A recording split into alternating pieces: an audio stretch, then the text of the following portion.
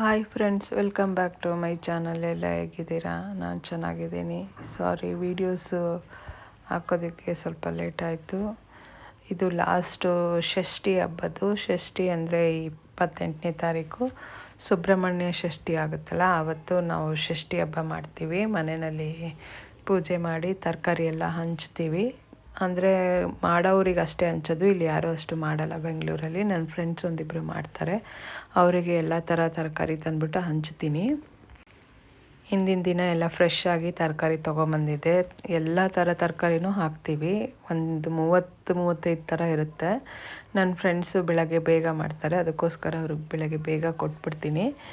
ನಾನು ಆಮೇಲೆ ಮಧ್ಯಾಹ್ನ ಊಟಕ್ಕೆ ಅಂತ ಮಾಡ್ತೀನಿ. ಪೂಜೆ ಎಲ್ಲ ಆದಮೇಲೆ ದೇವರಿಗೆ ಹೆಸರುಬೇಳೆ ಪಾಯಸ ನೈವೇದ್ಯಕ್ಕೆ ಇಟ್ಟಿದ್ದೆ. ಹೆಸರುಬೇಳೆ ಪಾಯಸ ಮಾಡಿದ್ದೆ. ಅದಾದಮೇಲೆ ಕಿಚಡಿ ಮಾಡಿಬಿಟ್ಟು ತರಕಾರಿ ಸಾರು ಮಾಡ್ತೀನಿ. ಎಲ್ಲ ಥರ ತರಕಾರಿನೂ ಇರುತ್ತೆ. ನಾವು ಹಲಸಿನಕಾಯಿ ಮತ್ತು ಪಪ್ಪಾಯ, ಅದು ಕಾಯಿ ಬರುತ್ತಲ್ಲ, ಅದು ಗೆಣಸು, ಮರಗೆಣಸು, ಸಿಹಿಗೆಣಸು ಮತ್ತು ಕೆಸುವಿನ ದಿಂಡಂತ ಬರುತ್ತೆ, ಕೆಸುವಿನ ಗೆಡ್ಡೆ, ಅದು ಸಹ ಇರುತ್ತೆ.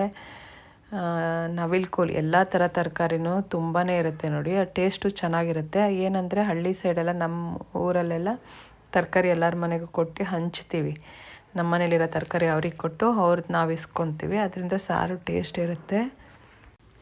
ಇಲ್ಲಿ ಯಾರೋ ಆ ಪದ್ಧತಿ ಇಲ್ಲ ಕೊಡೋದು. ಆ ಥರ ನನ್ನ ಫ್ರೆಂಡ್ ಒಬ್ಬರು ಕೊಡ್ತಾರೆ. ನಾನು ಅವರೆಲ್ಲ ಹಂಚ್ಕೊಂಡು ತರಕಾರಿ ಅವ್ರು ನನಗೆ ಕೊಡ್ತಾರೆ, ನಾನು ಅವ್ರಿಗೆ ಕೊಡ್ತೀನಿ.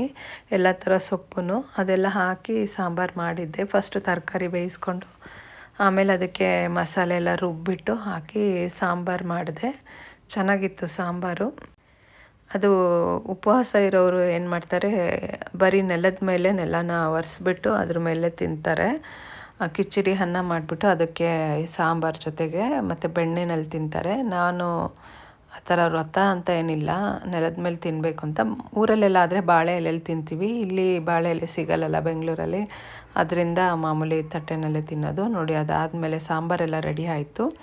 ಅದಾದಮೇಲೆ ಮತ್ತು ಕಿಚಡಿನೂ ಸಹ ಮಾಡಿದ್ದೆ, ಚೆನ್ನಾಗಿತ್ತು. ನಾನು ಷಷ್ಠಿ ಅಂತಲ್ಲ, ಯಾವಾಗಾರು ತಿನ್ನಬೇಕಂದಾಗೆಲ್ಲ ಮಾಡ್ತಾಯಿರ್ತೀನಿ. ಫ್ರೆಶ್ ಆಗಿ ಹಸಿ ಕಾಳೆಲ್ಲ ಸಿಕ್ಕಿದ್ರೆ, ಅವರೆಕಾಳು, ತೊಗರಿ ಕಾಳೆಲ್ಲ ಸಿಕ್ಕಿದಾಗ ಮಾಡ್ತೀನಿ. ಚೆನ್ನಾಗಿರುತ್ತೆ, ನಮ್ಮ ಮನೇಲಿ ಎಲ್ಲರಿಗೂ ಇಷ್ಟ.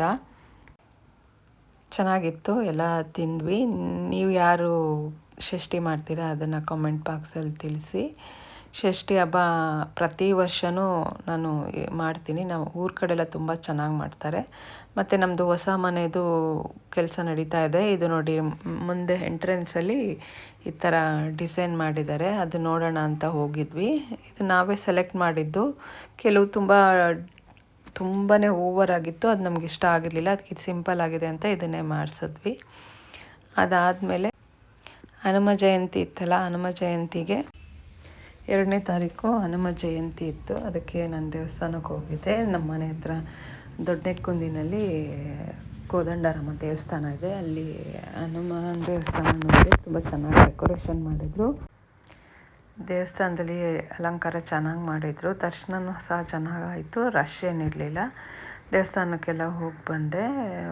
ಈ ವಿಡಿಯೋ ನಿಮ್ಗೆ ಇಷ್ಟ ಆಗಿದರೆ ಲೈಕ್ ಮಾಡಿ, ಪ್ಲೀಸ್ ಸಬ್ಸ್ಕ್ರೈಬ್ ಮಾಡ್ಕೊಳ್ಳಿ. Thank you.